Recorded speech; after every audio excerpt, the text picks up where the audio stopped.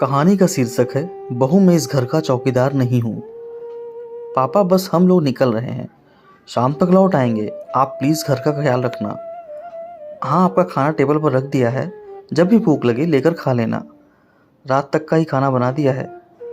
हम लोगों को आने में देर हो जाएगी तो थकने के बाद खाना नहीं बनेगा और हम लोग वैसे भी खाना खा कर आएंगे। और हाँ, जाते जाते बाहर ताला लगा कर जा रहे हैं, अपना ख्याल रखना। दोनों बेटे और बहू कहते हुए अपने अपने परिवार के साथ घर से बाहर निकल गए। आज इन लोगों का रिजॉर्ट जाने का मूड है। सुबह से शाम तक वही मौज मस्ती करने का इरादा है। एक बार भी किसी ने हरदयाल जी से नहीं पूछा कि वो भी जाना चाहते हैं या नहीं। सोफे पर से उठकर खिड़की के पास चलकर गए और खिड़की में से नीचे देखा तो दोनों अपनी कारों में बच्चों के साथ बैठकर रवाना हो गए। थोड़ी देर तक खिड़की के बाहर यूं ही ताकते रहे। उसके बाद उदास मन से धीरे धीरे चलते हुए डाइनिंग टेबल पर आए और वहां रखे हुए खाने को खोलकर देखा। कैसरोल में 5 रोटियां, डोंगे में पतली सी दाल, एक प्लेट में सलाद के नाम पर एक प्याज काट कर रखा हुआ था। खाने को देखते ही मन ही मन सोचने लगे कि अभी तो सुबह के 8 ही बजे हैं। आज पूरा दिन मुझे इसी खाने से निकालना है। रात को भी खाना नहीं मिलेगा, इतने से मेरा पेट कैसे भरेगा। पिछली बार भी जब ये लोग घूमने गए थे तब भी बहू इतना सा ही खाना बनाकर गई थी। रात को घर पर आने के बाद हरदयाल जी ने सिर्फ इतना ही तो कहा था कि बहू मुझे बहुत जोर से भूख लगी है। बस उसी में दोनों बहुओं ने रोना धोना मचा दिया था। और बेटे बेटे तो वैसे भी अपनी पत्नियों के आगे कुछ बोलते नहीं हैं, पर आज फिर वही। एक लंबी गहरी सांस लेकर अपने कमरे की तरफ आए। कमरे में अपनी पत्नी की तस्वीर देखकर आंखों में आंसू आ गए। एक वो थी मुझे भूखा नहीं रहने देती थी, पर उसके जाने के बाद तो सचमुच पेट भर खाने को भी तरस गया हूँ। सोचा था कि रिटायर होने के बाद परिवार वालों के साथ खूब घूमूंगा फिरूंगा, पर यहाँ तो बीमार नहीं हूँ, पर घर में हर कोई मुझे बीमार बनाने में लगा हुआ है। जानता था कि हर बात के 2 पहलू होते हैं, पर कभी इस पहलू के बारे में तो सोचा ही नहीं था। पहले कितना घूमने का शौक था, महीने में 2 बार तो परिवार के साथ बाहर घूमने निकल ही जाते थे, पर अब कितने महीनों में तो घर के बाहर भी नहीं निकला हूँ। ये लोग जब भी कहीं जाते हैं ताले में बंद करके जाते हैं। एक बार भी नहीं पूछते कि पापा आपको भी चलना है क्या। अब तो घुटन सी होने लगी है, किसी से बाहर बात भी नहीं करने देते और खुद भी बैठकर बात करना पसंद नहीं करते। आजकल पता नहीं दोस्तों के भी फ़ोन नहीं आते, ना उनका फ़ोन लगता है।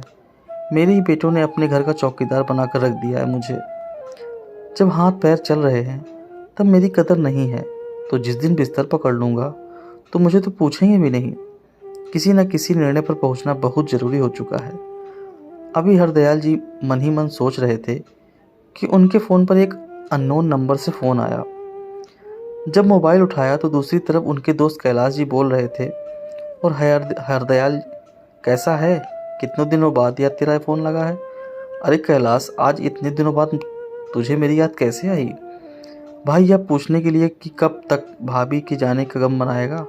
कुछ आगे का सोचा है कि नहीं। मतलब यह कि इस बार हम सारे दोस्त मिलकर रामेश्वर घूमने जा रहे हैं। तू भी चलेगा इस बार।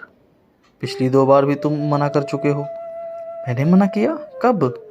अरे पिछली बार वैष्णो देवी यात्रा पर गए थे और उससे पहले कैलाश मानसरोवर यात्रा पर गए थे। तेरे फ़ोन पर फ़ोन लगाओ तो लगता ही नहीं है।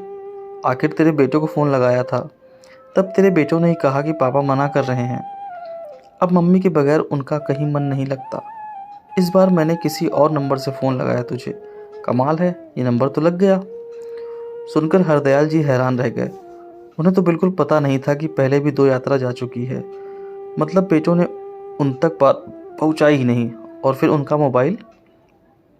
अरे क्या हुआ, जवाब तो दे। अचानक कैलाश जी की आवाज़ से हरदयाल जी की तंद्रा टूटी। अरे हाँ, इस बार ज़रूर आऊँगा। कितना क्या क्या पेमेंट देना है तो वो तो बता देना, मैं डिपॉजिट कर दूँगा। चल मैं तुझे अपने व्हाट्सएप ग्रुप में शामिल कर लेता हूँ और वहीं सारी डिटेल भेज देता हूँ। और रही बात पेमेंट की, वो तू बाद में दे देना। कम से कम तूने हाँ तो की। वैसे भी हम कल ही रवाना हो रहे हैं और तेरी टिकट हमने पहले ही करवा ली थी। अगर तू फ़ोन नहीं उठाता तो हम आज तेरे घर आ जाते। अच्छा ठीक है बाबा, पर डिटेल आधे घंटे बाद भेजना। चल फिर फटाफट से तैयारी कर ले, कल सुबह ही निकलना है। कहकर कैलाश जी ने फ़ोन रख दिया।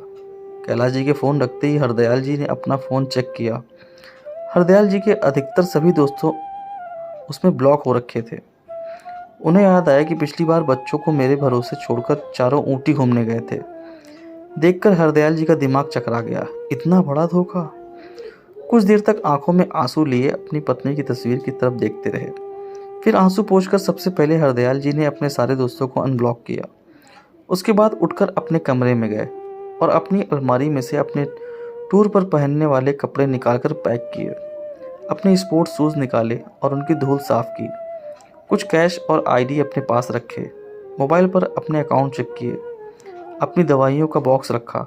जितना समझ आया उस हिसाब से पैकिंग कर ली और इंतज़ार करने लगे दूसरे दिन का। रात को जब बच्चे घर आए तब तक हरदयाल जी सो चुके थे। किसी ने भी उनके कमरे में जाने की जहमत नहीं उठाई। सब अपने अपने कमरे में जाकर सो गए।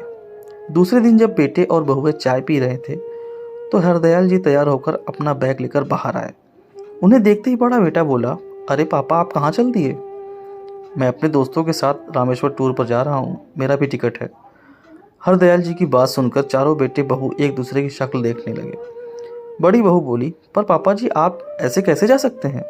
बच्चों के एग्ज़ाम शुरू होने वाले हैं और हमें भी बेंगलोर के लिए रवाना होना है। मेरे मौसा जी की बेटे की शादी है। बच्चों को हम किसके भरोसे छोड़कर जाएंगे? आपने सोचा भी है? छोटी बहू ने भी कहा, और क्यों फालतू में पैसे खर्च करना?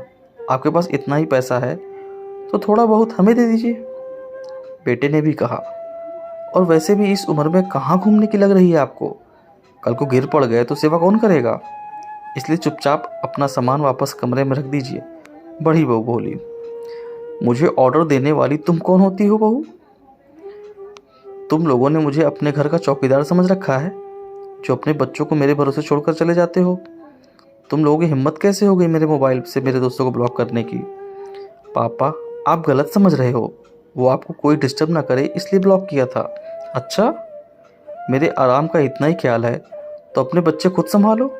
और रही बात मेरे घूमने फिरने के खर्चे की, तो वो मैं अपने खुद के कमाए पैसों से कर रहा हूँ। किसी को बताने की ज़रूरत नहीं है। अभी तो मैं रामेश्वर जा रहा हूँ। वापस आने के बाद निर्णय लूँगा कि अब मुझे क्या करना है।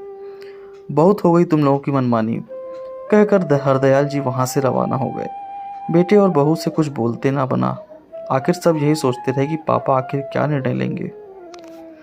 दोस्तों, उम्मीद करता हूँ यह कहानी आपको पसंद आई होगी। तो वीडियो को लाइक करें, शेयर करें और चैनल पर नए हो तो चैनल सब्सक्राइब करना ना भूलें। धन्यवाद।